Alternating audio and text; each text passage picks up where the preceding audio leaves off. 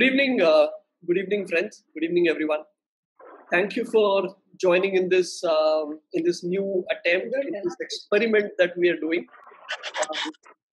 Acharan Consulting through this is our fourth webinar. पर इस बार हमने वेबिनार मॉड्यूल से हटके थोड़ा कुछ नया करने का प्लान किया है, कोशिश किया है. इसको हम वर्चुअल नेटवर्किंग सेशन कर रहे हैं, जहाँ पे शुरुआत के कुछ समय के लिए जो डिटेल्स, जो होस्ट है जो मैं हूँ इस बार, जो डिटेल्स मेरे पास है शुरुआत के कुछ समय के लिए मैं वो शेयर करूंगा. And then after that around 20 minutes or 30 minutes into the session will be put open for discussions. Until then, I request everybody to please switch your videos off and mute yourself. एक बार जो presentation हमने बनाया है वो share कर लें, and then we can all turn by turn unmute ourselves. If we want to, we can also put our videos on, and then we can discuss. As we had communicated through the message, through the promos, this is going to be about the 3 lakh crore stimuli that the government has given for MSMEs.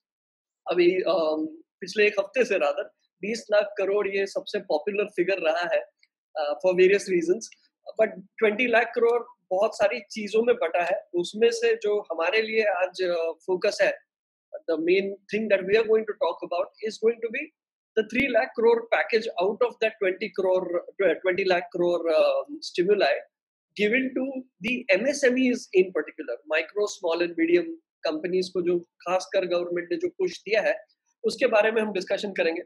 इसके बारे में discussion करने का ख्याल 2-3 चीजों से आया. एक तो इट वाज ए रिक्वेस्ट, जो हमारे पिछले वेबिनार्स के पार्टिसिपेंट्स थे उनमें से कईयों ने ये एसएमएस किए, मैसेज किए व्हाट्सएप पे कि चेतन ये अगर हम कर सके इस बारे में कुछ एक वेबिनार हो जाए. और हमको ये रियलाइज हुआ कि ये सबसे इम्पोर्टेंट सब्जेक्ट है, हम सभी को अफेक्ट करने वाला, आने वाले कुछ सालों के लिए हमको शायद ये अफेक्ट करेगा. एंड क्वाइट फ्रैंकली इसके ऊपर मेरी कोई अथॉरिटी नहीं है, ना मैं कोई बैंक में काम करता हूँ, ना मेरा इकोनॉमिक्स में स्टडी है. So I don't come particularly from the finance sector, but yes, जो डिटेल्स आई है उसका इम्प्लीकेशंस क्या क्या हो सकता है एमएसएमईज पे, हमारी स्ट्रेटजीज पे, हमारे फ्यूचर पे, इसके बारे में थोड़ा बहुत ख्याल था. तो हमने इन सारी चीजों को संजो कर एक प्रेजेंटेशन बनाया है जिसमें कुछ डिटेल्स है, कुछ हाइलाइट्स है, कंफ्यूजन कम करने का प्रयास है, और एंड में हमारे कुछ पॉइंट्स हैं जो हम सोचते हैं कि ये क्या है, इसके क्या मीनिंग्स हो सकते हैं और एमएसएमई के लिए क्या इम्पैक्ट हो सकता है. हम में से अधिकतर लोग मुझे जानते हैं, जो नहीं जानते तो पहले मैं अपनी कंपनी के बारे में बता दूं.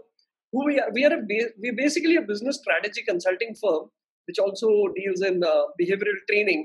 We're based out of Pune in India, and हमारा एक छोटा आर्म ईस्ट अफ्रीका में भी है.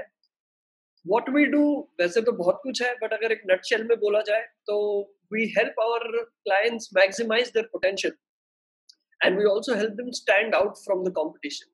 Okay, जरूरी नहीं बेहतर, जरूरी नहीं better, we just help them look different from the competition. That's our core strength. And how we do it? 3 तरीके हैं. एक किसी भी बिजनेस के लिए सबसे, हमारे हिसाब से सबसे 3 जो आधार स्तंभ है.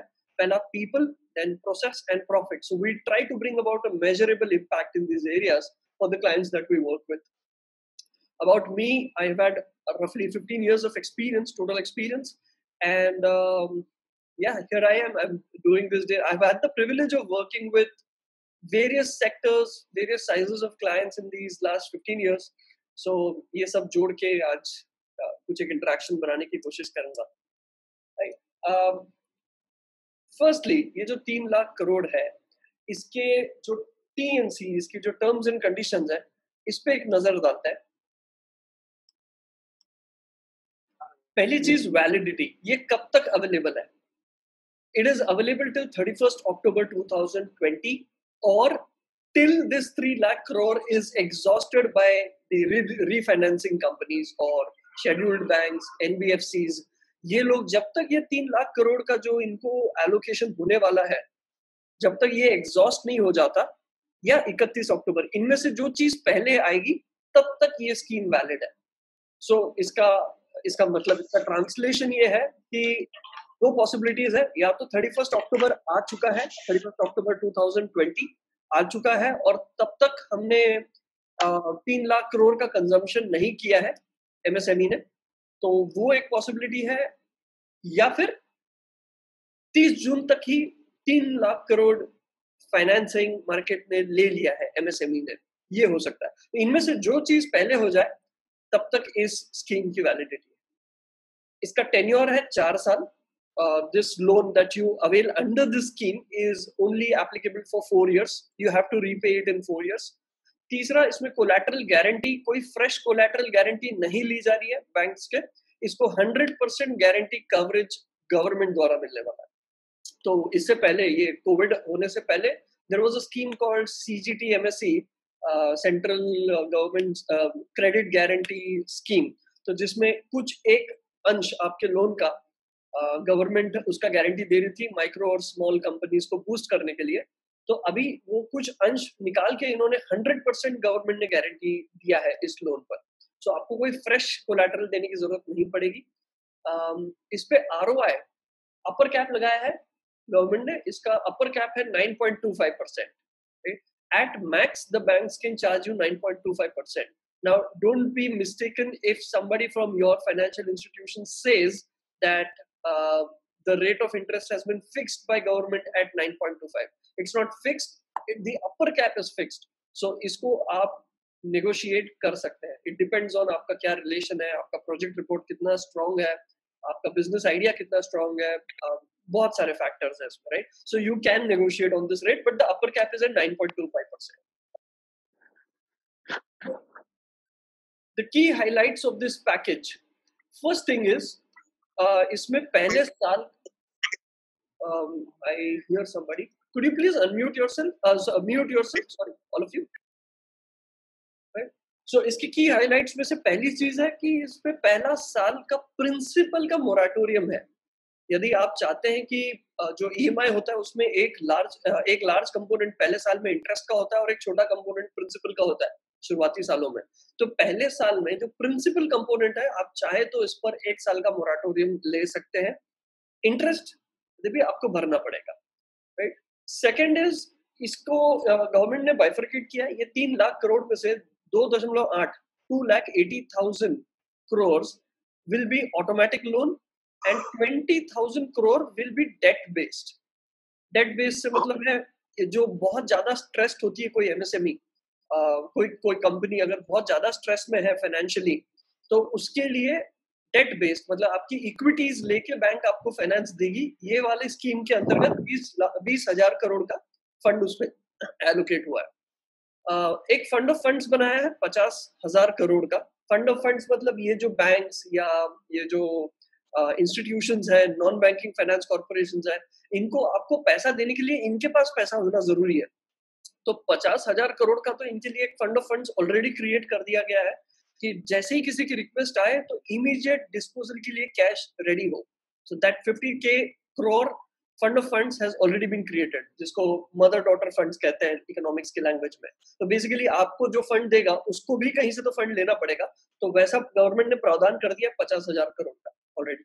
और इसके रोल आउट को लेके मार्केट में बहुत बड़ा टेंशन है कि ये डिस्ट्रीब्यूट कैसे होगा, ये हम तक पहुंचेगा कि नहीं, क्या सामान्य व्यक्ति तक इसका लाभ आने वाला है, हम तक पहुंचने के लिए हम जैसे लोग इसके लिए क्वालिफाई होंगे कि नहीं। तो क्वालिफिकेशन की बात तो हम आगे करेंगे, लेकिन डिस्ट्रीब्यूशन के लिए गवर्नमेंट ने, खासकर सिडबी ने, अब मेरी बहुत कोशिश थी कि मैं अजीत नाथ झा जी जो जनरल मैनेजर है सिडबी के, आज मैंने काफी देर उनसे बात करी और मैं कोशिश कर रहा था कि उनको मैं इस फोल्ड में लाऊं, उनको भी इस वेबिनार में लाऊं, ताकि वो सीधे आपसे इंटरेक्ट कर पाए। समय नहीं था तो वो नहीं ज्वाइन कर पाए, लेकिन उन्होंने जो कुछ चीजें बताई वो भी मैं आज आपके साथ शेयर करने वाला हूँ। Could you all please mute yourself? Ayush.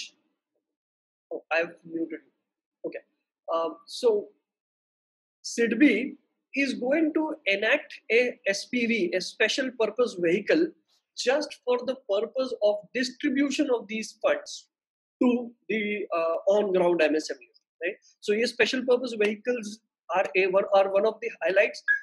अगर हमको एक टेंशन है कि Bhagyashree, Yes. Could you please mute everybody? Yes, I'm doing that. Yes. Sorry. Yes. I'm sorry for the disturbance. Okay, so a special purpose vehicle just to ensure that all these funds are distributed on ground to people. Then moving to the next part, the other measures that RBI has taken, which is not directly under these 3 lakh crores, but किसी न किसी रूप से हम पर impact आएगा, मतलब MSMEs पे इनका impact आएगा. तो ऐसी 3 चीजें मैंने देखी. पहला तो shielding, गवर्नमेंट ने शील्डिंग मैकेनिज्म एक बनाया है कि ग्लोबल टेंडर्स जो इनवाइट होते थे गवर्नमेंट प्रोजेक्ट्स के लिए, अब 200 करोड़ तक का अगर टेंडर साइज है तो उसके लिए ग्लोबल टेंडर्स डिसअलाउ कर दी गए completely. There will be no global company that will participate in those tenders that are of 200 crores worth or less. Okay, so this way what government is doing is जो local MSMEs है उनको उतने options ज्यादा दे रही है. दूसरा, payments guarantee. Government 45 दिन की पेमेंट गारंटी ले रही है इन्हीं प्रोजेक्ट्स पर, इन्हीं कॉन्ट्रैक्टर्स के लिए. MSME स्कीम जो पिछले 2 साल से चल रही है, एक्चुअली उसके अंतर्गत 45 डेज का पेमेंट गारंटी तो पहले से है, ठीक है, लेकिन वो प्राइवेट सेक्टर की आपकी डीलिंग के लिए था. अब गवर्नमेंट भी अपने पर वो ओनर्स ले रही है. पहले गवर्नमेंट बाध्य नहीं थी, अब गवर्नमेंट भी बाध्य हो जाएगी. अगर आप गवर्नमेंट के साथ काम करते हैं या गवर्नमेंट के किसी टेंडर में आप कार्यरत है, तो आपका पेमेंट 45 डेज मैक्सिमम में गवर्नमेंट आपको पे करेगी, इसका गारंटी है.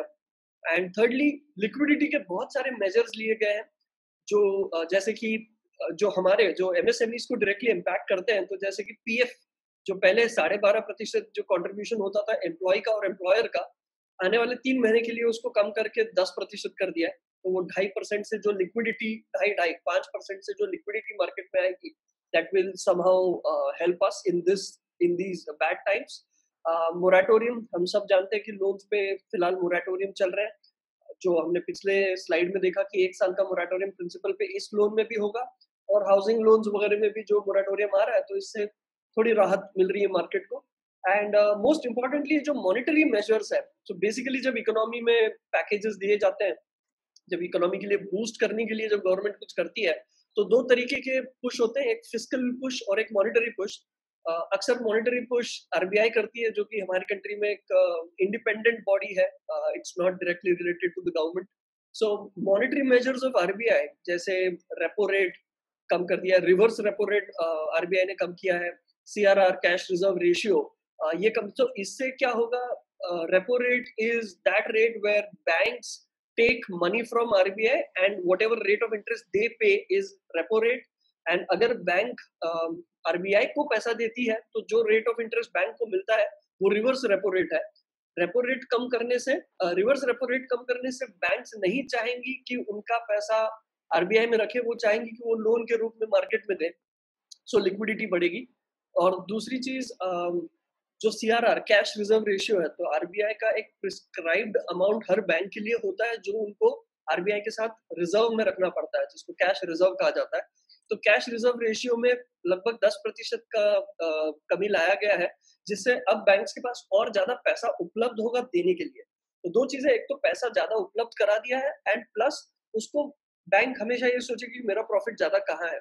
अगर उसको रिवर्स रेपो रेट ज्यादा आता तो वो RBI के पास ही रखती, तो वो ना करते हुए उसको कम कर दिया, ताकि बैंक और ज्यादा मोटिवेट हो कि आप मतलब MSME तक वो पैसा पहुंचाया जाए. So these kind of measures on liquidity and the measures that we've discussed earlier are things that government has planned to help to boost this sector. Okay, now what purposes can you avail these schemes for? Firstly, to ensure continuity of salaries and wages. I spoke to Ajit Jha today, and I also listened to our finance minister's the press conferences, and most things that have come out from the government.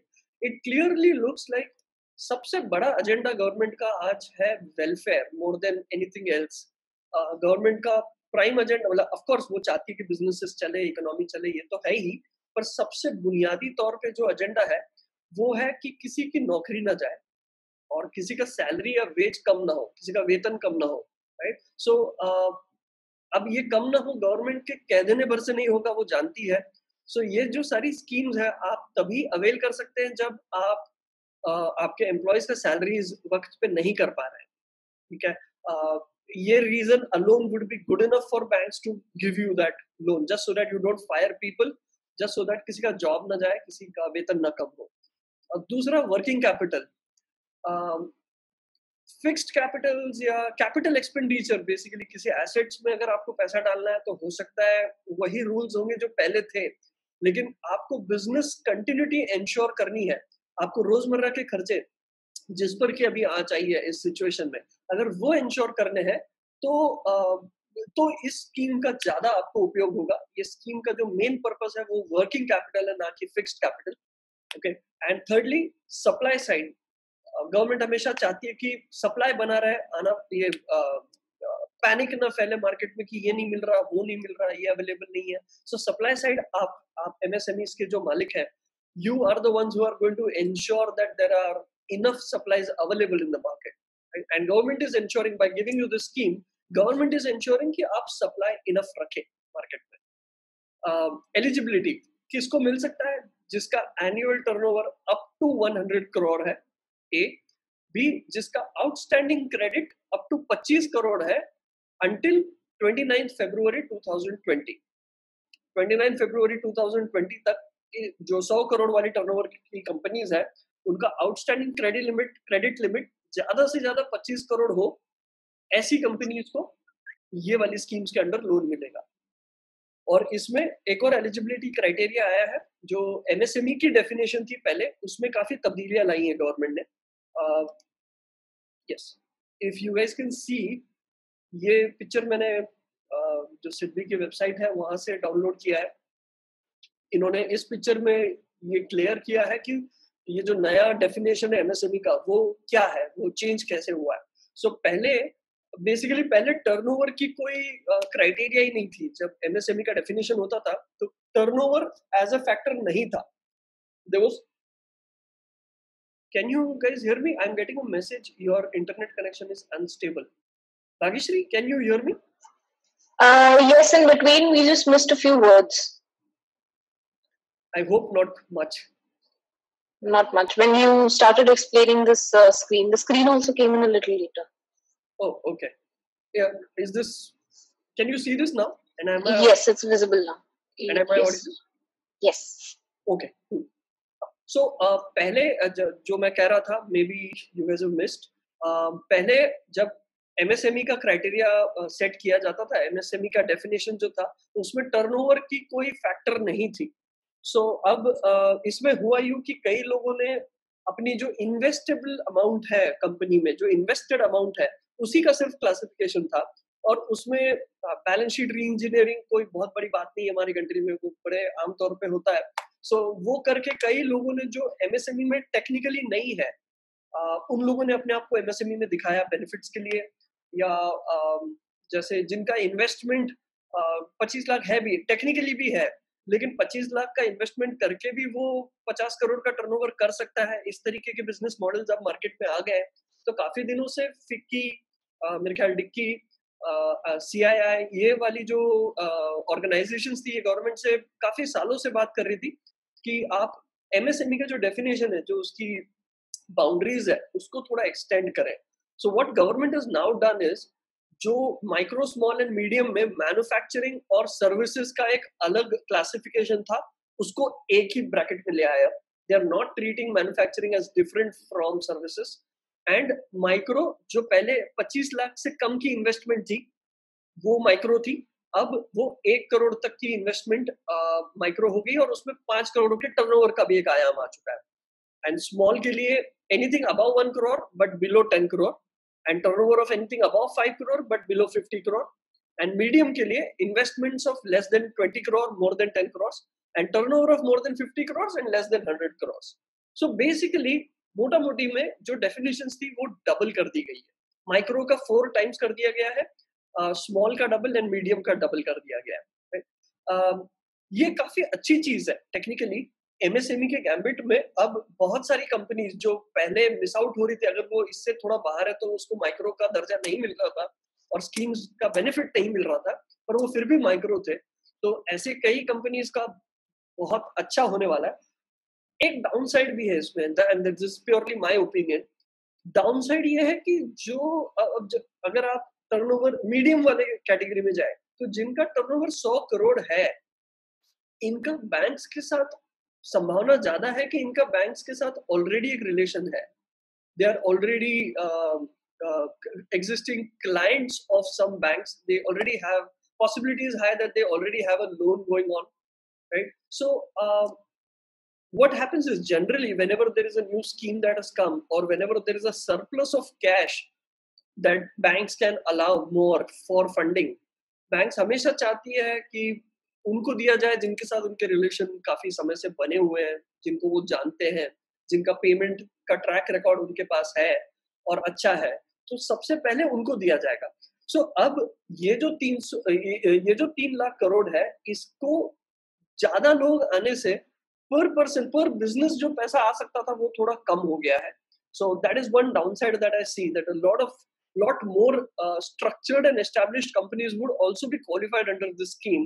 So people who were just on the verge of structuring their companies may miss out on these opportunities. Is my take on this. Okay. Self reliant India, आत्मनिर्भर भारत, इसके बारे में हमने बहुत कुछ सुना है पिछले 1-2 हफ्ते में। इसके 5 पिलर्स फाइनेंस मिनिस्टर ने बताया कि जो पीएम ने जो सेल्फ रिलायंट इंडिया की बात की है, तो उसको जो ये इकोनॉमी बूस्ट, इसको जो ये पैकेज से जो बूस्ट मिलने वाला है, उसके 5 स्तंभ है। पहला इकोनॉमी, दूसरा इंफ्रास्ट्रक्चर, तीसरा सिस्टम, चौथा डेमोग्राफी, एंड 5वां और सबसे महत्वपूर्ण डिमांड। ठीक है, सो ये डिमांड को थोड़ा विस्तार में हम आगे देखेंगे। मेरे ख्याल से ये जो स्कीम्स आई है गवर्नमेंट से, इसका सबसे पहला मैकेनिज्म है सर्वाइवल और दूसरा फिर रिवाइवल। तो ये जो लिक्विडिटी का पुश हो रहा है कि लोगों के पास पैसा आए और मैन्युफैक्चरिंग स्टार्ट हो जाए।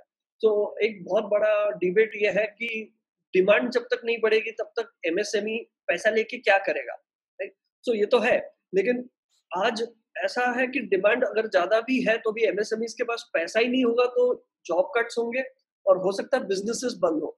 और अगर जॉब कट्स हुए और बिजनेस बंद हुए तो बहुत अफरा तफरी मचेगी मार्केट में, बहुत पैनिक होगा, बहुत फियर्स होंगे, and that will not be good for the economy. So I think we all of us at Acharan think that what approach government is taking is सीधे रिवाइवल की तरफ न जाते हुए पहले सर्वाइवल देखे फिर रिवाइवल पे सोचेंगे। I think that is the approach of the government right now.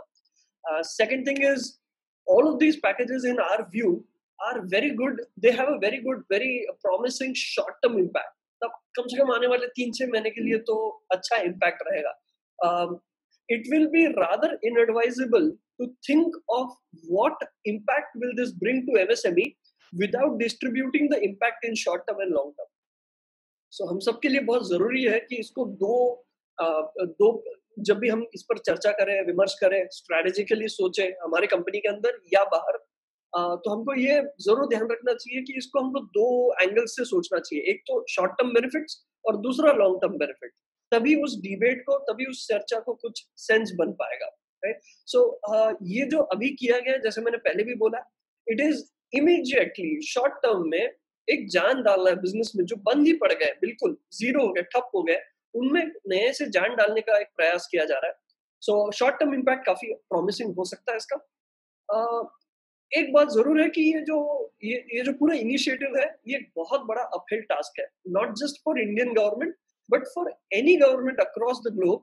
And one of the biggest reason for this is इस तरह की विपदा का, इस तरह की आपदा का कोई उदाहरण हमारे पास डेटा के रूप में मौजूद नहीं है। 2008-9 में बड़ा रिसेशन आया था, बट वो अलग था, उसके फैक्टर्स अलग थे, उसमें कुछ इकोनॉमिक ब्लंडर्स जो किए थे, फिनेंशियल फिस्कल ब्लंडर जो हमने किए थे, हमने मतलब दुनिया भर की कंट्रीज ने, तो वो एनालाइज करना, उसका विश्लेषण करना, उसके लिए डेटा था। पर किसी एक बड़ी बीमारी के वजह से, किसी एक बड़ी महामारी के वजह से ऐसा कुछ हो जाए जिससे पूरी दुनिया का इकोनॉमी क्रम्बल हो जाए, अचानक कंट्रीज लॉकडाउन में चली जाए। 1.3 बिलियन तो सिर्फ इंडिया में है, दुनिया भर की कंट्रीज 90% कंट्रीज लॉकडाउन में चली जाए, ऐसा अभूतपूर्व है। ऐसा कभी नहीं हुआ। इससे पहले लोग कहते हैं कि 1920 में हुआ, मेरे ख्याल स्पेनिश फ्लू, बट उस समय टेक्नोलॉजी ऐसी नहीं थी जैसी आज है। उस समय का डेटा नहीं है, उस समय के रिकॉर्ड्स इतने हमारे पास है नहीं। So we don't know, we have nothing to compare this with. There are no models to replicate कि ऐसा किसी देश में, किसी रीजन में, किसी इकोनॉमिक जोन में हुआ हो तो उन्होंने तब क्या किया था, उस मॉडल को ले लो और रेप्लिकेट कर लो। तो वैसा कोई मॉडल भी अवेलेबल नहीं है जिसको रेप्लिकेट किया जाए। एक बात तो है कि हम जो भी मेजर्स ले रहे हैं आज, ये मेजर्स भी कब तक चलेंगे? जैसे मेरे ख्याल से ये सेकंड टाइम हुआ है जो गवर्नमेंट ने आके कुछ एक बूस्ट पैकेज अनाउंस किया है। इससे पहले मार्च में 1.7 लाख करोड़ का एक पैकेज ऑलरेडी गवर्नमेंट ने दिया था। हालांकि इस 20 लाख करोड़ की बात करते वक्त गवर्नमेंट ने कहा है, पीएम ने कहा है कि जो पहले दिए हमने वो भी इसमें गिन रहे हैं। तो अभी आके इन्होंने आने वाले 3 महीने 6 महीने के मेजर्स दिए हैं, बट इसकी कोई गारंटी नहीं है कि ये 3-6 महीने में भी ये खत्म हो जाएगा। सो जब तक वैक्सीन नहीं बनता तब तक ये खत्म होता नहीं दिख रहा है। सिर्फ वैक्सीन बनने से भी काम नहीं चलेगा, डिस्ट्रीब्यूशन भी इंश्योर करना पड़ेगा, और हमारी कंट्री में डिस्ट्रीब्यूशन कितना बड़ा चैलेंज है ये हम सब जानते हैं। So all of these factors are making life difficult for the policy makers when it comes to fiscal benefits, monetary benefits, economic stimulus. Right? So it's an uphill task. Having said that, according to me, now I request everybody to please look at this section as an economic analysis. I am not taking a political stance of pro-government or anti-government. It's got nothing to do with that. All I want to mention here is what could have been better, या और क्या करना चाहिए था government को, या और क्या किया जा सकता है। तो सबसे पहले तो केनिशियन इकोनॉमिक प्रिंसिपल्स, इसको थोड़ा सा विस्तार में मैं बताऊंगा। Keynesian, there was a guy called J.H. Keynes, Keynes, I don't know how to pronounce it. So he's called as father of modern economics. And 1931 में US and Europe entered into something called as the Great Depression. Okay, so ये जो अभी हो रहा है, इसका अगर कोई थोड़ा बहुत नजदीक वाला उदाहरण है तो वही है 1931's Great Depression, because that time in 1.5 year, around 1.5 crore people lost their jobs, and no government on earth had any clue as to how to come out of this. And everybody was doing what even our government and current world governments are doing currently. Everybody started pushing or giving stimulus to the existing businesses. कि businesses को पैसा मिलेगा तो business पनपेंगे, जो कि सही है। Keynes का कहना था कि this is not how you get a country out or get an economy out of crisis. What needs to be done, what needs to be worked on primarily is aggregate demand. आप companies को loan मुहैया करा दीजिएगा, company supply side देख लेगी, but कोई खरीदने वाला हो तो।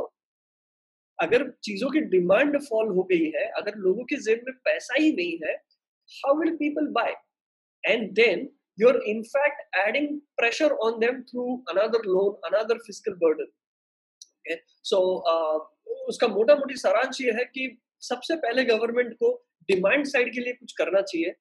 मेरा ये मानना है कि गवर्नमेंट अपनी तरफ से बहुत कुछ कर रही है, लेकिन अगेन गुड बैड अगली जो भी हो, लेकिन बहुत सारी चीजें ये दिख रही है ऐसी कि वो शॉर्ट टर्म या तो शॉर्ट टर्म मेजर्स है या फ्यूचर से बोरोइंग है। तो गवर्नमेंट का कैश स्टिमुलस जो होता है वो कतई दिख नहीं रहा है इसमें, या फिर मिनिस्क्यूल दिख रहा है। सो मेरे ख्याल से केनिशियन इकोनॉमिक्स प्रिंसिपल्स ध्यान में रखते हुए डिमांड साइड के लिए गवर्नमेंट को बहुत कुछ करना पड़ेगा। सेकेंडली, मुझे ऐसे लगता है कि एक जैसे ये 3 लाख करोड़ एमएसएमईज के लिए दे दिए, मुझे ये भी लगता है कि 3 लाख करोड़ के लिए ये पैकेज अनाउंस करने से पहले गवर्नमेंट को एक इंडस्ट्री वाइज एनालिसिस भी करना चाहिए था इम्पैक्ट का, कि कौन सी इंडस्ट्री को कितना इम्पैक्ट पड़ा है। अब ये ब्लैंकेट रूल बनाने से ये होगा कि कोई ऐसा सेक्टर हो जिसमें कंपनी जो एमएसएमई में आती है, लेकिन उस सेक्टर में इतना कोई खास फर्क नहीं पड़ा है। फॉर एग्जाम्पल हो सकता है technology, IT for example, IT as a sector में इतना ज्यादा इम्पैक्ट नहीं दिखाया जितना somebody like a tourism or somebody like a farm fresh producers, इन लोगों को जितना इम्पैक्ट दिखा है उतना आईटी में नहीं दिखा है। पर अब आपने अगर एक ब्लैंकेट रूल बना दिया कि एमएसएमई अगर आप है तो आइए और लोन लेके जाइए, तो आपकी आईटी फर्म जो ऑलरेडी मतलब इतने ज्यादा प्रेशर में नहीं थी, वो भी उसका बेनिफिट लेगी। और एक पार्ट जो ज्यादा डिजर्विंग या ज्यादा जरूरतमंद कंपनी को जाना चाहिए था, वो वहां ना जाते हुए कहीं और चला गया। सो इसके लिए एक इंडस्ट्री वाइज एनालिसिस का स्टडी करना जरूरी था, ऐसा मुझे लगता है। तीसरा, रोल आउट प्लान। हमेशा से मार्केट में एक अनसर्टेनिटी रही है कि गवर्नमेंट कोई भी स्कीम लाती है तो वो हम तक नहीं पहुंचती। ये आज नहीं है, 70-80 साल से यही चल रहा है। अभी अभी कुछ 3-4 साल पहले एक मुद्रा करके एक स्कीम आई थी, अगेन एमएसएमईज को पुश करने के लिए, माइक्रोस को पुश करने के लिए। और उसमें भी कई लोगों का कहना है कि जो एक्चुअली माइक्रो है उन तक वो बात पहुंची नहीं। तो लोगों में हमेशा एक अनसर्टेनिटी है, एक फियर है कि ये बस कहने की बात है लेकिन हम तक आती नहीं है ये चीजें। तो गवर्नमेंट को सामने से एंटिसिपेट करके ये वाली चीज ये वाली चीज मेंशन करनी चाहिए थी कि इस तरह से ये तुम तक पहुंचेगा। आप आश्वस्त रहें कि आपको भी इसका बेनिफिट मिलेगा अगर आप एलिजिबल हो तो। राइट, सो एक रोल आउट प्लान के बारे में फाइनेंस मिनिस्ट्री को थोड़ा ज्यादा बताना चाहिए था, ऐसा मुझे लग रहा है। उनके पास 5 दिन का समय था ये डिक्लेयर करने के लिए, तो अनुवाद में ना घुसते हुए अगर वो ये वाली बात पे आते तो शायद ज्यादा बेहतर होता। चौथा पॉइंट, अलाइनमेंट। बहुत सारी मशीनरी है, ये इकोनॉमिक बूस्ट देने के लिए भी बहुत सारी मशीनरी है, और ये सारी एक दूसरे से इंडिपेंडेंट है और अनअलाइंड है।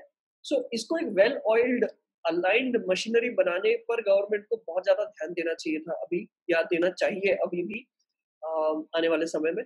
क्योंकि गवर्नमेंट ने तो स्कीम दे दी, लेकिन आपको लोन डिसबर्स हुआ कि नहीं, एट द एंड इसका डिसीजन बैंक वाला लेगा। जो बैंक में जो बाबू बैठा है, जो जीएम, जो मैनेजर, ब्रांच मैनेजर, जो भी है, वो जो बैठा है, वो इसका डिसीजन लेगा। और वो सबसे पहले अपना एनपीए ना बढ़े इसकी ये लेगा, इसका एहतियात बरतेगा। ठीक है, और क्यों ना हो, मतलब उसी से तो उसका परफॉर्मेंस मेजर होता है। So he would not want to increase his NPAs. He would not want to increase his bad debts. Yes, government is giving 100% guarantee, but government should come out and also tell the banks that what is our plan to ensure that you are able to realize the guarantee. Guarantee सिर्फ paper पे हो तो कोई फायदा नहीं है, उसका realisation भी करना पड़ेगा बैंक को, गवर्नमेंट को। सो एक अलाइनमेंट का प्लान भी बताना जरूरी है। ये ना हो कि एट द एंड एमएसएमई के मालिक यहाँ वहाँ घूमते फिरे कि यहाँ से ये ले आइए, वहां से वो लेटर ले आइए। That, and lastly, if we have observed, this 2.8 lakh crore out of the 3 lakh crore is an automatic loan. Now, what does an automatic loan mean? It is an automatic loan given to people who already have a loan, right? और दूसरा जो 20,000 करोड़ का भी जो ट्रांचे है, वो भी इन्होंने डेट इक्विटी के रास्ते से देने का प्लान किया है। Now there are so many micros in India that are not structured enough to have a debt structure, an equity structure, and also do not have an existing relation of a high net worth funding or borrowing from a bank, right? Or there have been so many companies, I'm sure यहाँ पर भी मौजूद कुछ होंगे जिन्होंने अभी तक bank loan नहीं लिया, लेकिन इस सिचुएशन में लेना पड़ रहा है। अभी तक बूटस्ट्रैप मॉडल पे चल रहे थे, लेकिन अब लेना पड़ेगा। पर अब लेना पड़ेगा तो इस स्कीम में वो एलिजिबल नहीं होंगे, क्योंकि ये ऑटोमेटिक लोन है, ये उसी को मिलेगा जिसका पहले से था। सो मुझे लगता है कि 2.8 लाख और 20 एक ब्लैंकेट सिर्फ ऑटोमेटिक लोन की तरफ ये ना करते हुए कुछ एक सेक्शन इन्होंने नॉन ऑटोमेटिक लोन्स के लिए भी रखना चाहिए था, is my take on it. Okay, and lastly, my 2 cents, my piece of advice, I would say, my piece of recommendation, I would say, for all of us here is, first point, let's not forget, it's still a loan. Okay, it has a cost. आज नहीं तो कल हो सकता है, जहां से मैं देख रहा हूँ, क्योंकि ये लोग 1 साल प्रिंसिपल का मोराटोरियम दे रहे हैं और लोन का टेन्योर ही 4 साल का है, तो उसके बाद के जो 3 साल होंगे उन पर भयंकर प्रेशर होगा, आपकी कैश फ्लो पे बहुत ज्यादा प्रेशर आएगा। हो सकता है ये साल आप सरवाइव कर ले, लेकिन जब रिवाइवल मोड में जाना, फेज 2 जब लॉन्च होगा, तभी आप ज्यादा प्रेशर में होंगे। and that will not be a right time to take another borrowing just to ensure that you are sailing smooth. So thoda ehtiyat barte, please be cautious. It's still a loan. Treat it very wisely. Do not take it because it is available. Think it through. And how do you think it through? Point number 2, get to drawing board. आप आपके business plans दोबारा से अगर नहीं है तो पहले तो बनाएं, और अगर है तो उनको रीस्ट्रक्चर करें. देखें कि आपको एक्चुअल में कितना जरूरत है. उससे बड़ा सवाल ये देखें कि how are you planning to pay that back. Would you be able to pay that back, और do you have to go to some other measures, कुछ और करना पड़े, एसेट लिक्विडेशन करना पड़े या whatever else, right. So get to drawing board. जब तक आप प्लानिंग शीट पे वापस नहीं बैठते तब तक आपको किन्हीं भी सवाल का जवाब नहीं मिलेगा कि मुझे कितना लेना चाहिए, कितना देना चाहिए, वगैरह वगैरह. Thirdly, stick to basics. This point I have added in particular because in the last month or so, I've got tremendous amount of calls from either my existing client base or people who know me, who are in businesses or want to get into businesses, where people are saying कि यार अब तो market खराब हो गया, अब तो सब अलग ही हो गया सीन, यार कुछ और है क्या, कुछ और कर लेते हैं, right? My gut feel is, guys, जब desperate times होते हैं, जब विकट समय होता है, that is not the time to experiment. When the times are dicey, that is the time, in fact, to consolidate and focus hard on your core offering. Stick to basics. Don't do product experimentations right now. Don't spend too much, basically, is what I'm trying to say. And do not risk it all. I understand focus by itself is a very high risk strategy, but already आप high risk zone में है, और risk को ना बढ़ाए experiments करके, right? And lastly, optimize, maximize. Businesses have always been about कम से कम लेकर ज़्यादा से ज़्यादा produce करना. यही fundamentally बनिया logic यही कहता है कि business ये है कि आपके पास कम से कम लोग हैं, आपके पास कम से कम resources है, आपके पास कम से कम पैसा है. इसमें आप ज़्यादा से ज़्यादा क्या कर सकते हैं, ये देखें. So stick to basics. That fundamental of business is not changing. Your core values, your core offerings, your core fundamentals of the business are not changing. 3-4 महीने का जोल्ट जरूर है, पर ये long term में change नहीं हुआ है. So please stay focused on those principles. Is my these are my 2 cents about what I think of the situation. And I request Bhagyashree. Yes, Ketan. If you can allow everybody an option to unmute themselves, and now let's get talking. I think I'm done with what I had to say. Let's get talking about the subject. Yes, I think Mr. Suyog and Mr. Deepak have something to say. Sure. Can you unmute? Yes. Yeah, hi Ketan. This is Hi. Deepak here. Hi. Okay. Ketan, I have one question. Uh-huh. So, whatever you have explained, the provisions made by our government, and looking at the current situation, so what is your opinion? Is it the right time for a new startup? New startup. Yeah. Okay. So इसमें कोई सीधा straight cut out answer तो नहीं है कि ये right time है कि नहीं. बहुत सारे precedents है, बहुत सारे examples है where in the last crisis of 2008 and 9, there have been a lot of companies, I think Uber one of them, and quite major companies also, which were actually started in that time of crisis. So एक मत ये कहता है market का कि जब crisis आती है, जब गवर्नमेंट ये सारी जो स्कीम्स दे रही है, तो कॉस्ट ऑफ कैपिटल बहुत कम है अभी, at its lowest in the last 10-15 years.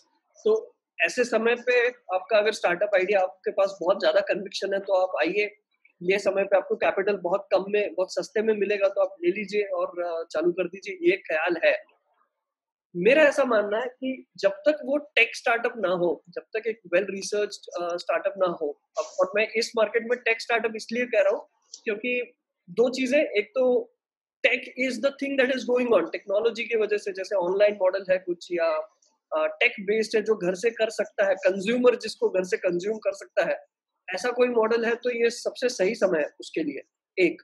और दूसरा, टेक में स्केलेबिलिटी है, राइट. अगर आप टेक प्लेटफॉर्म पे, एक छोटा सा उदाहरण मैं देता हूँ दीपक, कि जैसे ये जो वेबिनार है, अब आप कहाँ हो, यहाँ पर अधिकतर लोग कहाँ से आए, नागपुर से है, कोई रायपुर से है, छत्तीसगढ़ से है, पिछले वेबिनार में हम we had people from Indonesia, Germany. So ये यदि एक सेमिनार होता, probably we would have never been able to do that. Okay, let's not say never, but बहुत समय लग जाता, बहुत कॉस्ट लगती. तो आज वो सारी चीजें हम टेक्नोलॉजी के बेसिस से कर पा रहे हैं. स्केलेबिलिटी है. ये स्केलेबिलिटी यदि आपका मॉडल लाता है, आपका बिजनेस आइडिया लाता है, तो then fine. But otherwise if it is a product which has to be physically distributed, I would say wait and watch for at least 3 months. क्योंकि 2008 का भी, अगेन मैं दोहराना चाहूंगा, 2008 का भी जो क्राइसिस था, उसका भी कुछ डेटा तो था, उसका भी कुछ मॉडल था रेप्लिकेट करने के लिए. इसका तो कुछ ही नहीं है. So nobody nose. मतलब यहाँ तक कि आप अगर बाहर निकलेंगे तो शॉप वाले भी श्योर नहीं कि आज जो शॉप्स खुली है वो अगले हफ्ते होंगी कि नहीं. So ya be tread cautiously if it is not tech. If it is tech, go ahead.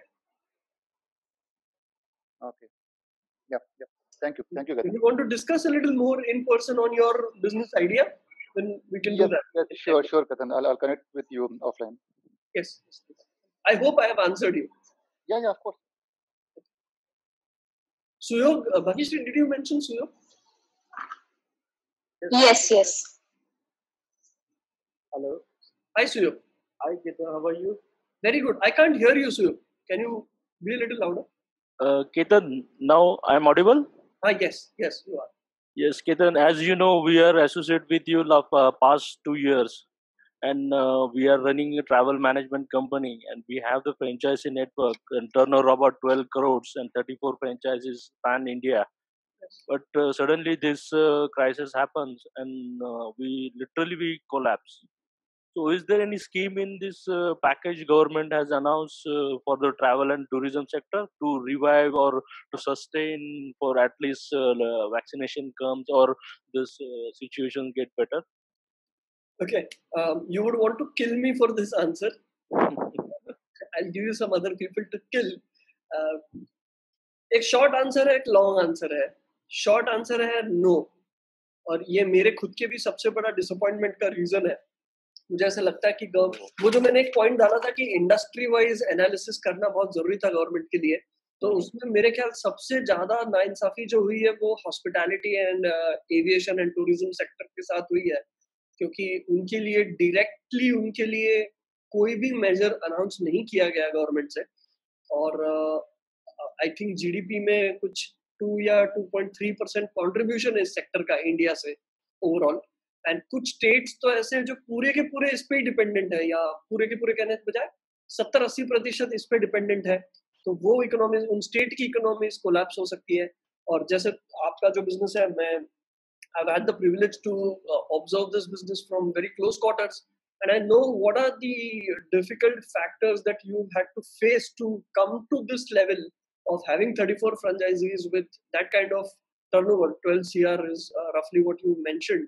तो इस इंडस्ट्री में इस टर्नओवर पे आने के लिए बहुत कुछ लगता है. वो करके आप और आपकी जैसी बहुत सारी फर्म्स होंगी जो वहां तक पहुंची है, राइट. एंड सडनली यदि ये कल को मान लो ये लॉकडाउन उठ भी जाता है, तो ऐसा नहीं होगा कि लोग ट्रैवल तुरंत पहले जैसा करेंगे. कुछ एडवेंचरस लोग होंगे जो करेंगे, लेकिन मेरे ख्याल से रीस्ट्रक्चर या नॉर्मल सी पे आते आते तो हो सकता है 6 महीना साल लग जाए इस इंडस्ट्री को. सो तब तक ये कॉस्ट कैसे चलेंगी? अब क्या कर दिया कि ठीक है, आप एमएसएमई में फिर भी हो, मतलब वो जो डेफिनेशन है एमएसएमई का नया, उसमें आप फिर भी हो. तो आपको, चूंकि आप सर्विस प्रोवाइडर हो और आप मैन्युफैक्चरिंग और सर्विस में कोई डिफरेंशिएशन नहीं है, तो आप भी एलिजिबल हो. लेकिन एक सेक्टर जो इतना बुरी तरह से घायल है, वो भी उस 3 लाख करोड़ के फंडिंग में compete करेगा ऐसे किसी कंपनी के साथ जो उतना ज्यादा हर्ट नहीं है, जो उतना ज्यादा ब्लीड नहीं कर रहा है. तो ये मेरे ख्याल से थोड़ा सा इसमें और थोड़ा डेप्थ की जरूरत थी गवर्नमेंट से. अगर आप आपके सेक्टर के लिए खासकर पूछ रहे हैं तो हाँ, कुछ नहीं है. और ये मैं अकेला नहीं हूँ बोलने वाला. मेरे ख्याल से वो बॉडी कौन सी है टूरिज्म वाली?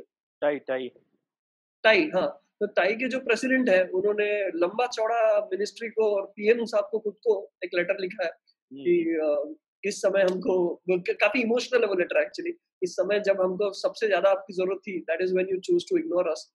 आई एम श्योर कुछ होगा, ऐसा नहीं है कि ये लास्ट इंस्टॉलमेंट है. शायद गवर्नमेंट भी सारे पत्ते एक साथ नहीं खोलना चाह रही हो, so maybe it will come, कुछ होगा, क्योंकि इस इंडस्ट्री में बड़े प्लेयर्स भी बहुत है। Yes, yes. और एक बात ये भी है कि यदि आप कोलैप्स हो जाते हो, आपसे मेरा मतलब है आपका इंडस्ट्री जब कोलैप्स हो जाता है, तो बहुत कुछ और भी उसका जो स्पाइरलिंग इफेक्ट है वो बहुत सारी दूसरी इंडस्ट्रीज पे आएगा। अगर आप नहीं हो तो ये सब होगा कैसे, ये सब चलेगा कैसे? So I think government will do, but as of where we stand today, there is nothing in particular that has been spoken about travel or tourism sector. Thank you, Ketan. That is my answer. Ketan, Abhinav has a question. Abhinav, yes, please put him on.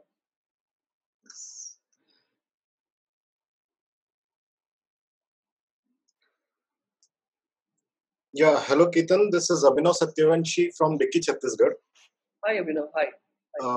Very nice presentation. I would like to discuss certain things with you. First of all, there will be certain questions. जैसा कि आपने बताया कि there is a special purpose vehicle from SIDBI. Okay, Yes. SIDBI is going to create a special purpose vehicle for this 20,000 crore, I guess, right? No, so SPV will be for all of the actually for 2.8 lakh crore. Okay. No, but including that, the whole 3 lakh crore, 3 lakh crore में उन्होंने 20,000 crore are for new startups, right? नहीं, existing के लिए भी है। अच्छा, okay.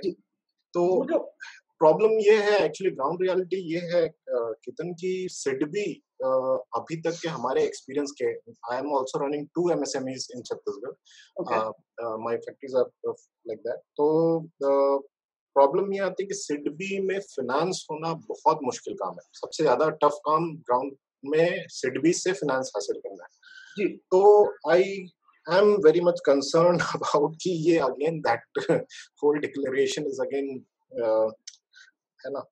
तो एक तो ये, and as a association we are also going to raise concern regarding this. Second ये है, अगेन मेरे पास कई, क्योंकि हमारे एक एसोसिएशन है ना, तो that's why people are regularly asking कि is it a good time to have a startup. People are regularly on the regular basis calling for this Atmanirbhar Yojana, कि आत्मनिर्भर योजना में हमारे लिए क्या है जी। तो I'm again and again asking them to wait and watch, है ना? Yes. But then again, जैसा you said कि these times require certain startups to boom, you know, like home delivery startups and all. So, is it, what particular sectors are you figuring out? Like apart from, क्योंकि देखिए when we are talking about micro and cottage industries, right? एकदम जो छोटे level पे होते हैं, they are not actually very much technically educated. So how can they survive? How can they look for their employment scheme? I mean, for that entrepreneurial journey. Do you have any idea about it? Yes. Frankly, Abhinav ji, तो हम भी इसी तरह के सवालों से रोज घिरे हुए हैं। And आपको मैंने प्रेजेंटेशन के दौरान भी बताया, और मैं एक 1-to-1 लेवल पे फिर से कह रहा हूँ कि कोई डेटा का प्रोसीजर नहीं है, कोई ऐसा मापदंड नहीं है कि जिसके साथ एक तुलनात्मक अध्ययन किया जाए, ये देखा जाए कि पहले क्या हुआ था, उसके आधार पे कोई नीति बनाई जाए, ऐसा कुछ नहीं है अभी। तो ये तो एक सबसे बड़ा चैलेंज है ही। पर मैं सबसे पहले आपकी सिडबी वाली बात पर आऊंगा। तो ये जो झा जी है जिनका मैं जिक्र कर रहा था, Ajit Jha, general manager of SIDBI, इनसे जब हमारा एक डिस्कशन हुआ सारे कंसल्टेंट्स का, जो खासकर एमएसएमई के साथ काम करते हैं, तो हम सब ने भी ये वॉइस की, सिडबी का जो प्रोसेसिंग स्पीड है वो हमेशा से ही इसमें रहा है, हमेशा से ही कंटेंशन में रहा है। और सिडबी एक जो रीफाइनेंसिंग जो उनका स्ट्रक्चर है वो केवल शेड्यूल्ड बैंक के साथ करती है, और ये एक सबसे बड़ा कारण रहा है कि इससे पहले नॉन शेड्यूल्ड बैंक या एनबीएफसी के प्रति लोगों का जो झुकाव रहा है, उसका सबसे बड़ा कारण ही ये रहा है कि सिडबी और उसके जैसी जो एजेंसीज है उनका जो स्पीड है या लैक ऑफ स्पीड है, मैं कहूँगा, ये एक बहुत बड़ा फैक्टर है जो हमने झा जी के साथ डिस्कस किया।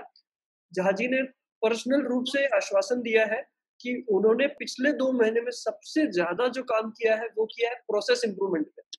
अच्छा जी, जो लूपहोल्स थे, जो लैकुनास थे कि जिसके वजह से ज्यादा समय लग रहा था, इन सारे इनमें से 70% चीजों को उन्होंने डिजिटाइज किया है। उन्होंने कहा कि कुछ मॉडल सिटीज में तो उन्होंने ऑलरेडी लॉन्च कर दिया ये मॉडल कि आप शाखा में आने की भी जरूरत नहीं है, आपका पूरा का पूरा लोन प्रोसेस ऑनलाइन हो जाएगा, इंक्लूडिंग डॉक्यूमेंट सबमिशन या जो कुछ उनका वेरिफिकेशन होता है वो सब। तो उससे उनका कहना है कि लगभग 40% टाइम सेव होगा सिर्फ एक चीज से, और भी कुछ चीजें हैं जो वो प्लान कर रहे हैं।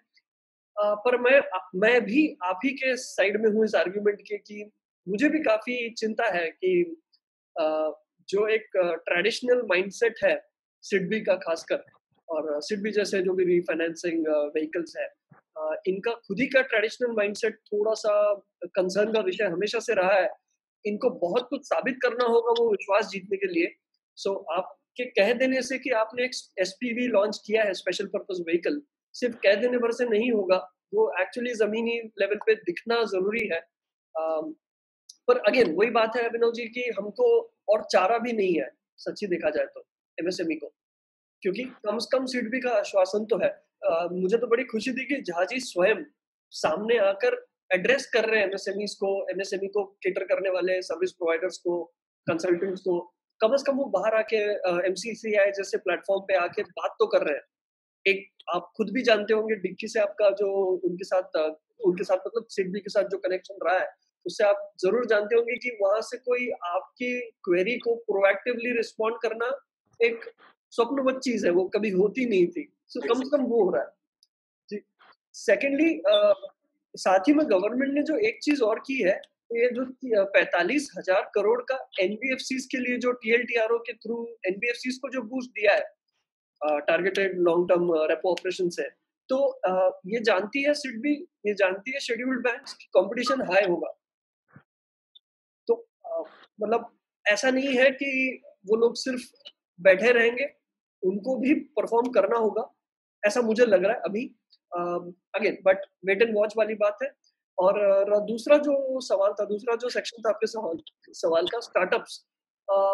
फूड डिलीवरी स्टार्टअप का एक प्रोजेक्ट तो मैंने अभी लाइव एक कंसल्टेशन किया था 1 महीने पहले, पर मुझे लगता है कि that is one model that needs to wait right now. ये मेरा अगेन पर्सनल सुझाव है।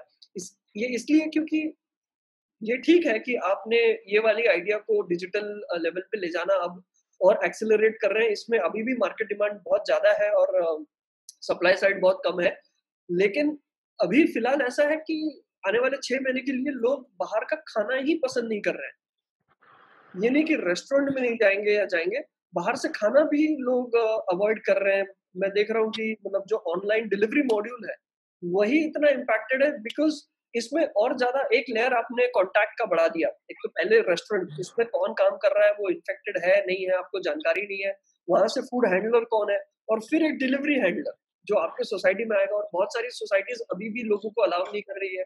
सो ये जब तक अनिश्चितता है, मेरे ख्याल फूड डिलीवरी मॉडल को तो रोक ही जाना चाहिए। और जो सोशल एंटरप्रेन्योरशिप के मॉडल्स हैं उनके लिए एक बहुत अच्छा समय है मेरे ख्याल से, स्टार्टअप्स के लिए। And other than that again, अगर आपके पास एक scalable technologically backed scalable idea है तो this is a very good time. उसके बाद अगर नहीं है, मतलब अगर आपका टेक नहीं है, तो ऐसा नहीं कि ब्लैंकेट रूल है कि नहीं करो, बट हाँ, wait and watch would be ideal. If not then we can, Abhinav ji, हम 1-to-1 पे डिस्कस कर सकते हैं। अगर कोई पर्टिकुलर बिजनेस मॉडल आपके नजर में आया है जिसको सर्वे करना है या जिसको देखना है, तो हम जरूर कर सकते हैं। एंड तीसरा part, Abhinav ji, before I end this question, आपने कहा कि डिक्की, तो मुझे लगता है कि जी जरूर डिक्की जैसी ऑर्गेनाइजेशंस जो बहुत पावर रखती है, इनको गवर्नमेंट के साथ डायलॉग रिज्यूम करना चाहिए अगर बंद पड़ा है तो, और नहीं तो इनिशिएट करना चाहिए। और ये पुश करना बहुत जरूरी है। फिक्की और सीआईआई ऐसी बॉडीज को इतने साल लग गए एमएसएमई का डेफिनेशन चेंज करवाने के लिए, तो बट अभी क्योंकि गवर्नमेंट रिएक्टिव मोड में है, तो अभी सही समय हो सकता है कुछ हो, तो आपको डायलॉग या तो रिज्यूम या इनिशिएट करना चाहिए। थैंक्स केतन। एक चीज और मुझे डिस्कस करनी थी। As we are in the field of entrepreneurship, तो क्या आपको लगता है कि पोस्ट कोरोना इंडिया के फंडामेंटल्स इतने स्ट्रांग हैं कि we are going to see ourselves as a competing country to China? Okay, If we are talking about the demographic dividend, like we are obviously it's a very macroeconomics thing, yes. But again, क्योंकि हमारे कई नए लोग यहाँ पे आए हुए हैं, मैं देख सकता हूँ, and very much experienced people are also there. Yes. Just a person to person thing, but this do we think, because मुझे ऐसा नहीं दिख रहा है कि ब्यूरोक्रेटिक लेवल पे बहुत ज्यादा चेंजेस हो रहे हैं. We are always focused into the end customer and person kind of जो भी रिफॉर्म्स है वहां पर है, लेकिन ब्यूरोक्रेटिक रिफॉर्म्स मुझे उतने नहीं दिख रहे हैं. दैट्स व्हाई वो सिडबी वाला क्वेश्चन भी कोरिलेट करते हैं. जी जी जी. तो हाँ, ब्यूरोक्रेटिक सवाल तो आज भी बने हैं सभी को. मतलब आने वाला समय ही बताएगा कि ब्यूरोक्रेटिक रिस्पांस कैसा चेंज किया है हमारे. ये तो है सर कि कुछ ऐसे उदाहरण है हिस्ट्री में जब ब्यूरोक्रेसी ने एक्सट्रीम क्राइसिस में अपना रवैया छोड़कर एक जैसे समय की जो जरूरत रही है उसके अनुसार स्टेप्स लिए. ऐसे कुछ उदाहरण है. तो ऐसे ही नहीं है कि कंप्लीटली होपलेस सिचुएशन है. पर दो तीन चीजें हैं सर कि आपने मुझसे पहले पूछा कि फंडामेंटल्स क्या लगते हैं. तो पोटेंशियल की बात करें तो जरूर है इंडिया में एज अ कंट्री, मतलब ब्रॉड लेवल पे पोटेंशियल की बात करें तो जरूर है. अगर माइक्रो लेवल के ऊपर थोड़ा अध्ययन, माइक्रो लेवल पे थोड़ा अध्ययन किया जाए तो वो जो आधार स्तंभ की बात हुई थी, 5 आधार स्तंभ इस रिफॉर्म के, तो उसमें 2 चीजें और थी, इंफ्रास्ट्रक्चर और सिस्टम्स. मुझे ऐसा लगता है कि हमारे देश को इकोनॉमिक रिफॉर्म्स के साथ उतनी ही ज्यादा जरूरत है जुडिशियल रिफॉर्म्स को. Exactly, I agree with you. So बात ऐसी है सर कि हम जैसे एक आमतौर पे व्हाट्सएप पर भी बहुत देखने मिलता है, सोशल मीडिया पर और टीवी पे भी बहुत चर्चाएं होती है कि अब दुनिया भर की कंपनीज चाइना से हटके इंडिया की तरफ आएंगी. जरूर आएंगी सर, लेकिन बात यह है कि अंत में प्राइवेट इकोनॉमी प्रॉफिट पे चलती है सर और मार्जिन्स पे चलती है. और अगर आप चाइना के कंपैरिजन में प्रॉफिटेबिलिटी, या चाइना के बाद सिर्फ इंडिया ही एक एवेन्यू नहीं है, वियतनाम भी है, मेरे ख्याल ताइवान भी है और बहुत सारी कंट्री, इंडोनेशिया भी है, बहुत सारी कंट्रीज उस होड़ में है अभी. सो आपको इन सब के साथ compete करना है और इनको इंफ्रास्ट्रक्चर और जुडिशरी एक विश्वास पैदा करना होगा कि जैसे इंडिया में होता है कि आईपीआर छोटी सी चीज है, आईपीआर अगर कोई वायोलेट कर देता है तो उस केस का कोई, मतलब उसकी तो एक साधारण सरल भाषा में बात किया जाए तो उस केस की तो कोई औकात ही नहीं है. आपने किसी का कॉपीराइट वायोलेट कर दिया तो आपकी सुनवाई, अगर आपने करा तो आपकी सुनवाई कब होगी ये किसी को देना लेना ही नहीं है इस चीज से. क्योंकि ये मैं समझता हूँ कि जुडिशरी पे बहुत प्रेशर है, लेकिन अब ये सिर्फ प्रेशर का रोना रो के नहीं चलेगा.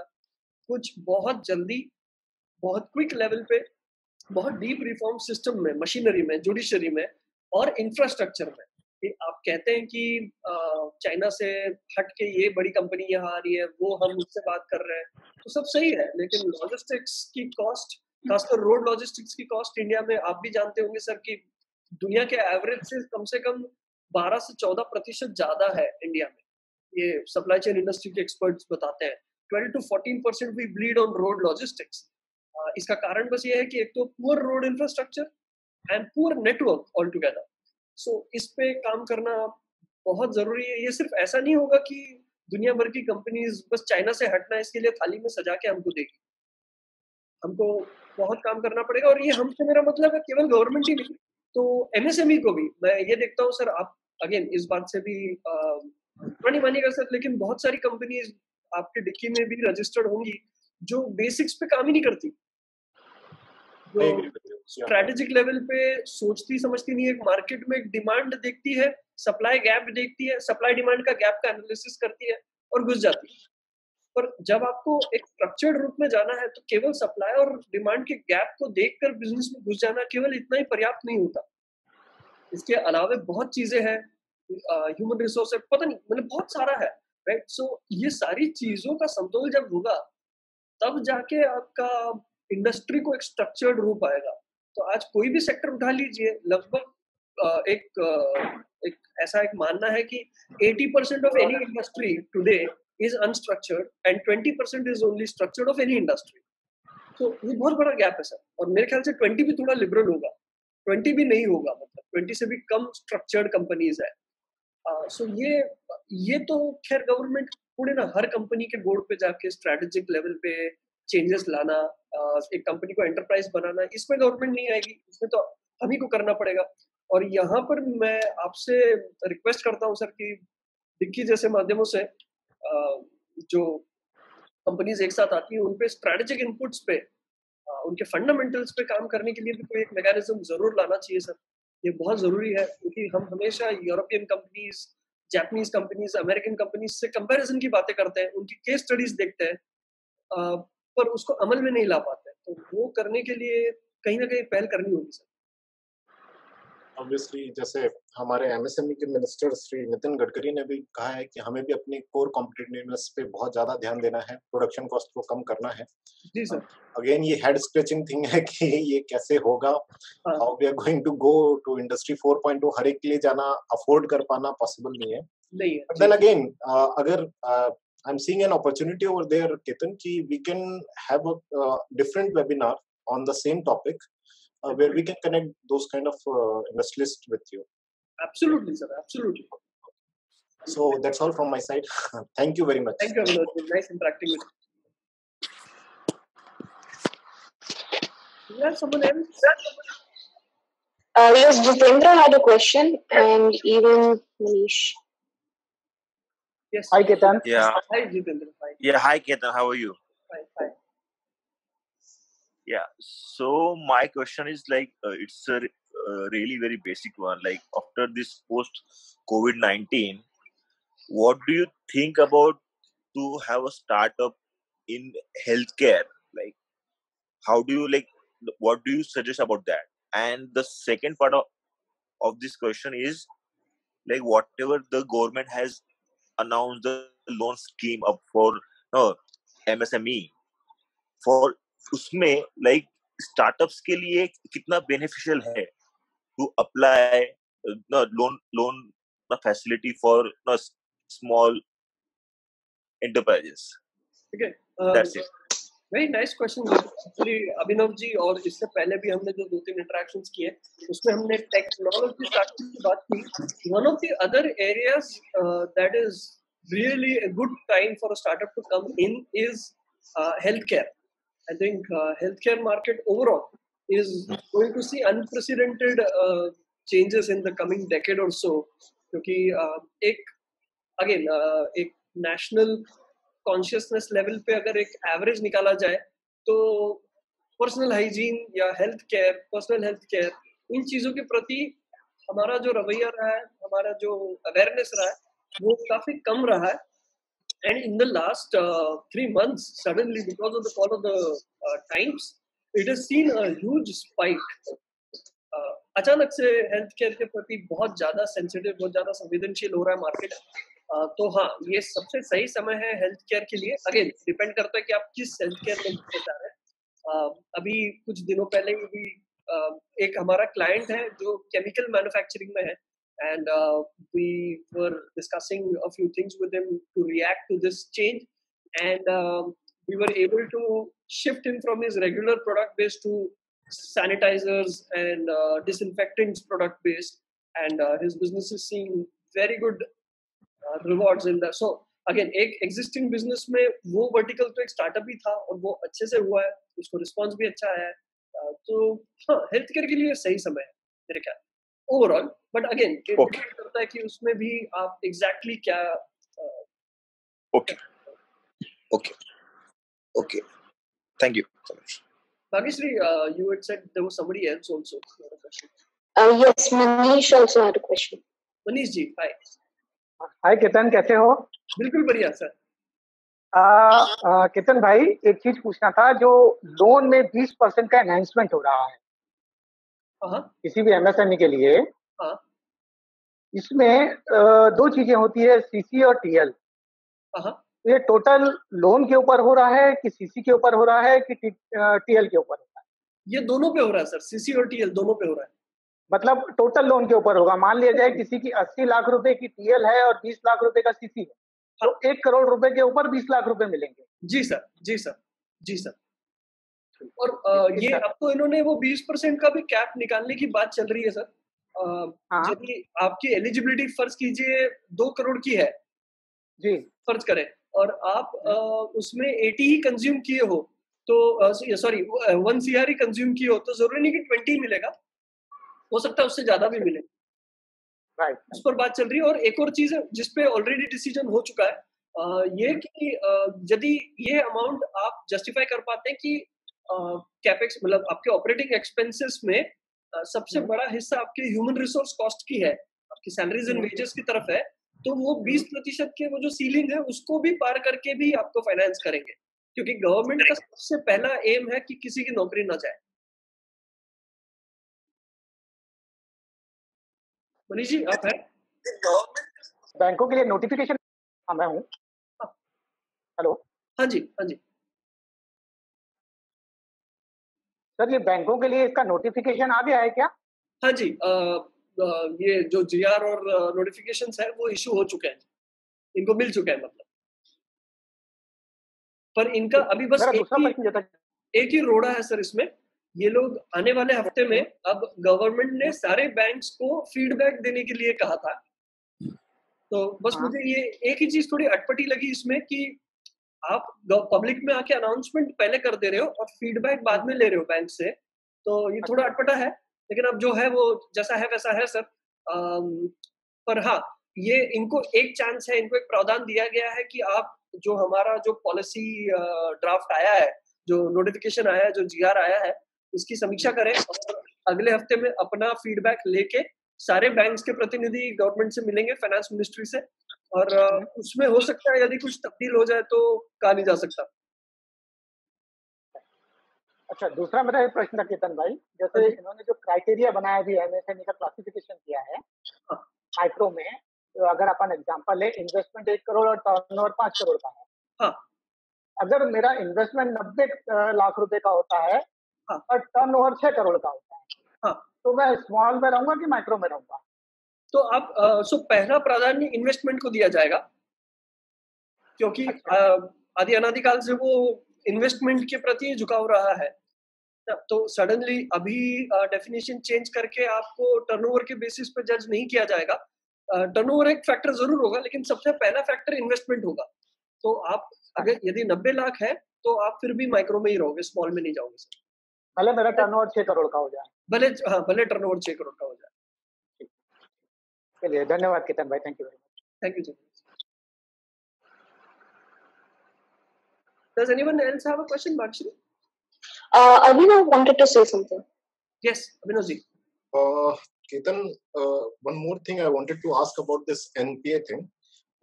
क्योंकि as we know कि India already before Corona also was struggling with NPAs. Yes, sir. And जहाँ तक इस पूरे डिक्लेरेशन से एक चीज समझ में आई है कि government is pushing this whole thing with securities and guarantees. Yes, right? They are providing this loans, unsecured loans, as an unsecured loan, right? तो हमारा as a association experience रहा है कि जब भी candidate without this for when they apply for this kind of loans, unsecured loans, or they don't have anything to mortgage, तो उनको loan लेने में बहुत तकलीफें आती है। जी तो फिर अगेन वो कंसर्न बनता है कि क्योंकि अगेन जैसे ही ये डिक्लेरेशन हुआ था तो दूसरे दिन फाइनेंशियल टाइम्स में ये आर्टिकल आया था कि banks are very much having a reserved opinion about this whole declaration, क्योंकि गवर्नमेंट ने पीछे से बोला तो ये कि जीडीपी का 10% दे रहे हैं, but again this is like 1.5% only of whole GDP. तो I'm again seeing a very pessimistic scenario regarding how banks are going to deal with this kind of thing. And in the long term, as a long-term health of a financial or a economy, then it again creates a grave scenario. क्योंकि already हमारे पास NPA की बाढ़ थी, then again we are looking into the loans which are going to be unsecured. और फिर इसके पहले we know that कि मुद्रा जैसी योजनाओं का क्या हाल हुआ था। जी सर। तो आपको क्या लगता है कि मतलब are we healthy enough to have this kind of structure again. Ji. Sir, sorry. One more thing about the NPA thing, which I mentioned earlier. NPA ka aapko, can you clear the picture regarding how they are going to deal with the stressed accounts? Yes. So again, one of the key discussion factors when we had that call with Jhaji again, and जो हमारी research का भी एक की factor रहा है, वो NPA की तरफ ही रहा है कि सबसे बड़ा रोड़ा जो हमें भी नजर आ रहा है, तो यही है कि बैंक्स हमेशा, अब वो दूध के जले हैं तो वो छाछ भी फूकेंगे ही, तो वो हर लोन के सैंक्शन में एक एहतियात बरतेंगे, जो कि हमको दिखा मुद्रा के समय. मुद्रा was one of a big failures in a way for the government. It didn't, वो वैसे नहीं रोल आउट हुई जैसे गवर्नमेंट चाह रही थी. तो हाँ, तो ये तो बात है कि हमारी health in terms of roll out बहुत वीक है. गवर्नमेंट ने इस बार इसका कॉग्निजेंस लिया. एटलीस्ट जो फाइन प्रिंट दिख रहा है पॉलिसी का, उसमें ये दिख रहा है कि 41,600 करोड़ हर साल बैंक को ये मिलेगा, फंड ऑफ फंड्स मिलेगा. जो 50,000 करोड़ इस साल मिल रहा है अभी, वैसा क्योंकि ये लोन 4 साल का है, तो गवर्नमेंट एंटिसिपेट कर रही है ऑलरेडी कि 40% तो बैड डेट ही होगा, क्योंकि तभी तो वो 40,000 करोड़ आने वाले 3 साल न कुल मिला के, सॉरी 40 नहीं 60%, तो कुल मिला के 1.7 लाख करोड़ 4 साल के अंदर गवर्नमेंट बैंक को किश्त में 41,600 करोड़ हर साल देगी टू एनकैश, ऐसा लिखा है उसमें से. और बैंक्स को भी इसके प्रति बहुत ज्यादा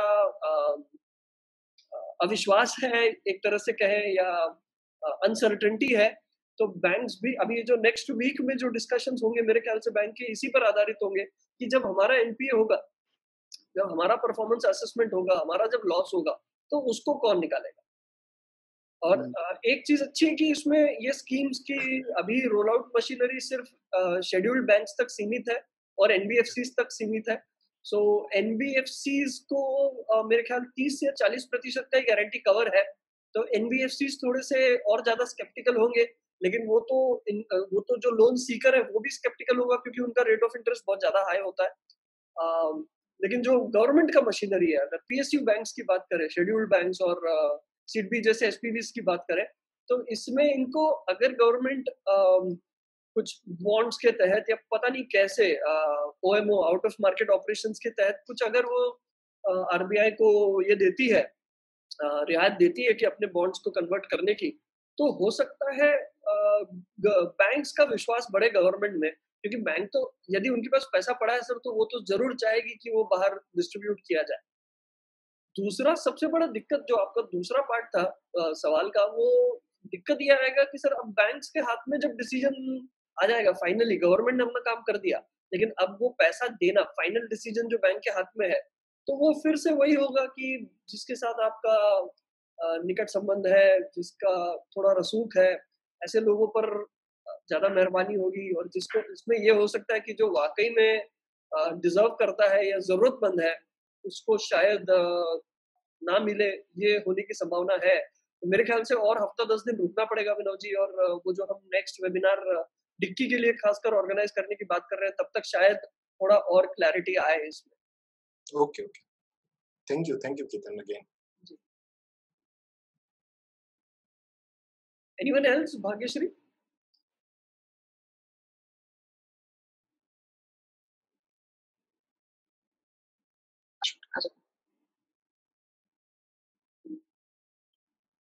Bhagyashree, anyone else? Yeah, no one has mentioned anything right now in the chat section. Cool. No new questions as of now. Okay. I thank you all for being in this session. Thank you all for interacting. I think we did our best in terms of trying to add value, trying to bring in information. आपके सबके email IDs और phone numbers है, यदि आप में से कोई unregistered है तो प्लीज वो भेज दीजिए. और इस संबंध में और कोई जानकारी यदि हमारे पास आती है तो we'll definitely make sure that it reaches you. And Abhinav ji, Manish ji in particular, will definitely connect to organize that next webinar for Dicky. And Suyog bhai, Deepak, thank you all for the interactions. Everybody else, thank you so much for being on this being in this session, making it rich. and I hope to see you soon again. Thank you so much.